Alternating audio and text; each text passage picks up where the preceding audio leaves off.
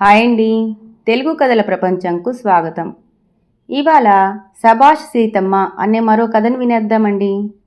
అది ఓ మారుమూల గ్రామమైన రామలింగాపురం ప్రభుత్వ ప్రాథమిక పాఠశాల.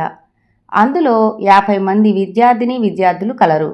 2 ఉపాధ్యాయులను పనిచేస్తున్నారు. ఆ పాఠశాల ప్రధానోపాధ్యాయురాలు భానుశ్రీ క్రమశిక్షణకు మరో పేరుగా వ్యవహరించేవారు. స్వతహాగా ఆమె ఉత్తమురాలు కావడంతో ఎదుటివారు ఉత్తములుగా ఉండాలని కోరుకునే మనస్తత్వం గలవారామె. ప్రధానోపాధ్యాయులు అవిరళ కృషి మూలంగా విద్యార్థులు కష్టపడి చదువుకోవటంతో మంచి పేరును సంపాదించుకున్నారు.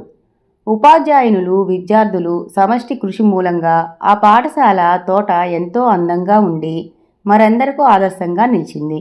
అత్యధికులు పేద విద్యార్థులుండే ఆ పాఠశాలలో ప్రభుత్వం ప్రవేశపెట్టిన మధ్యాహ్న భోజన పథకం కోరని వారంలా మారింది. మధ్యాహ్న భోజనం తయారు చేసే నిర్వాహకురాలైన సుశీలమ్మకు ఏర్పడిన అనారోగ్యం కారణంగా వారం రోజుల నుండి విద్యార్థులు ఇంటికి వెళ్ళి తిని రాసాగారు. తాను కోలుకున్న తిరిగి మధ్యాహ్న భోజన పథకం నిర్వహణను తానిక నిర్వహించలేనని ఆమె కబురు పెట్టగా ఉపాధ్యాయులు ఆలోచనలో మునిగారు. మరునాడు ఉదయం 10 గంటల సమయం అప్పుడు 50 ఏళ్లు పైబడిన మహిళ సీతమ్మ పాఠశాల ఆవరణలోకొచ్చి వేప చెట్టు నీడన కూర్చుంది. అది గమనించిన ప్రధానోపాధ్యాయురాలు భానుశ్రీ ఆమెను పలకరించింది. భర్తను కోల్పోయిన తనను కొడుకు కోడలు మాట విని బయటకు గెంటివేయటంతో ఏం చేయాలో దిక్కుతోచక ఇలా వచ్చానంది. ఆ మాట విన్నంతనే భానుశ్రీ మనస్సు చివుక్కుమంది. మాతృమూర్తి అంటే నేటి కొడుకులకు అంత నిర్ణయం ఎందుకో, కలికాలం అంటే ఇదే కాబోలునో అనుకుంది. ఓ నిమిషం ఆలోచించిందామె. భానుశ్రీ అభ్యర్థనను మన్నించిన సీతమ్మ ఆ రోజే పాఠశాలలో మధ్యాహ్న భోజన పథకం నిర్వాహకురాలుగా చేరిపోయింది. దాంతో అప్పటి వరకు నెలకొని ఉన్న ఆ భోజన సమస్యకు ఫుల్ స్టాప్ అయింది.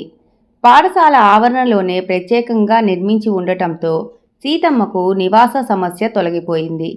దాంతో సీతమ్మకిప్పుడు భోజన నివాసాలకు ఇబ్బంది లేకపోవడంతో ఇంటికన్నా బడి పదిలమనుకుంది మనస్సులో. సీతమ్మ చొరవతో ఇప్పుడు ఆకుకూరలు కూరగాయలు పెంచటంతో చేతికి కాస్త రాబడి రాసాగింది. పాఠశాలలో ఊడ్చిన చెత్తనంతా దిబ్బలో పోయడంతో అది కాస్త ఎరువుగా మారిపోవడంతో దాన్ని అమ్మసాగింది. వేసవి కాలంలో పాఠశాల ఆవరణలోని వేపకాయలను ఏరుకొని నిల్వ చేసి వాటిని అమ్మగా సొమ్ము వచ్చేది. మొత్తం మీద సీతమ్మ ఇప్పుడు తన కష్టార్జితంతో నెలకు అన్ని ఖర్చులు పోగా 3000 రూపాయలను మిగిల్చసాగింది. సంవత్సరం గడిచింది. తన తల్లి డబ్బును కూడబెట్టిందన్న విషయాన్ని ఆమె కొడుకు తెలుసుకొని పాఠశాలకు పరిగెత్తుకొని వచ్చి తల్లిని ప్రేమగా పలకరించాడు. కోడలన్న మాటలను అస్సలు పట్టించుకోవద్దన్నాడు. తిరిగి తమ దగ్గరికి వస్తే ఆప్యాయంగా చూసుకుంటామని మాయమాటలు చెప్పాడు కొడుకు.